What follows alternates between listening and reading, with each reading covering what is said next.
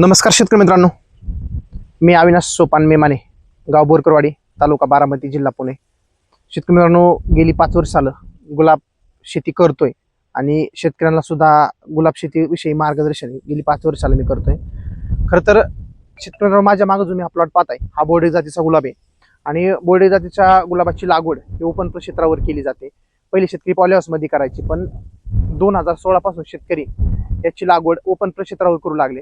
तर हा जो बोर्डे जातीचा गुलाब आहे सर्वात जास्त उत्पादन देण्याची जात म्हणून या बोर्डे जातीच्या गुलाबाला संबोधलं जातं. अतिशय सुंदर व्हरायटी आहे, कलर चांगला आहे, लाल गर्द कलर आहे, त्याची स्टेमवर शॉट ओढला जातो आणि त्याचा किलोवर सुद्धा विक्री होते.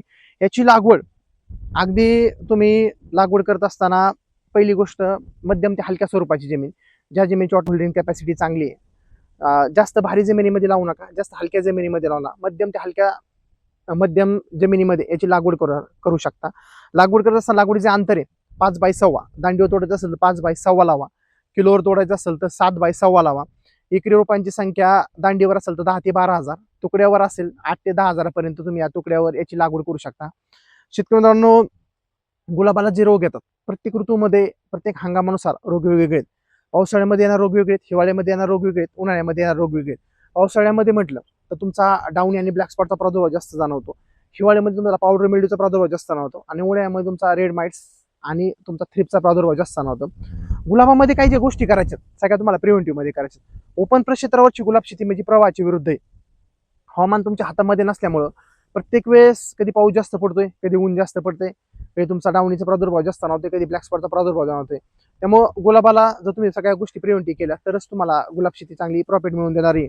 अगदी एका एकरामध्ये तुम्ही 10 ते 12 लाखाचं उत्पादन घेऊ शकता, पण त्यासाठी तुम्हाला सगळ्या गोष्टी प्रिव्हेंटिव्ह करायच्या. गुलाब शेती करत असताना गुलाबामध्ये खत व्यवस्थापन महत्वाचा मुद्दा आहे. गुलाबाला जी फुटव्याची खतं असतील, तुमचं फुगवणीची खतं असतील, त्यामुळे तुमचा 1261 असेल, 1448 असेल, फुगवणीमध्ये तुमचा 4247 असेल, 0946 असेल किंवा 04037 असेल किंवा 13045 कॅल्शियम नायट्रेट बोरॉन असेल. जशी अवस्था आहे झाडाची त्या अवस्थेवर तुम्ही त्यामध्ये खत व्यवस्थापन करू शकता. रोजच्या रोज तुम्ही त्यामध्ये तोडणी करू शकता आणि चांगल्या आर्थिक स्थैर्य मिळून जाणार पीक म्हणून शेतकरी गुलाबाकडे पाहू लागलेला आहे. चांगलं प्रॉफिटेबल पीक आहे, तुम्हीच या गुलाबाची लागवड करू शकता. जर तुम्हाला गुलाब शेतीविषयी अजून माहिती पाहिजे असेल तर मेमाने कृषी युट्यूब चॅनल गुलाब शेतीवर काम करतोय. आम्ही ऑफलाईन सुद्धा प्रशिक्षण भरवत असतो. ज्यावेळेस तुम्हाला प्रशिक्षण असेल त्यावेळेस तुम्हाला कळवलं जाईल. गुलाब शेतीमध्ये तुम्हाला काही समस्या असतील तर तुम्ही कमेंट करू शकता.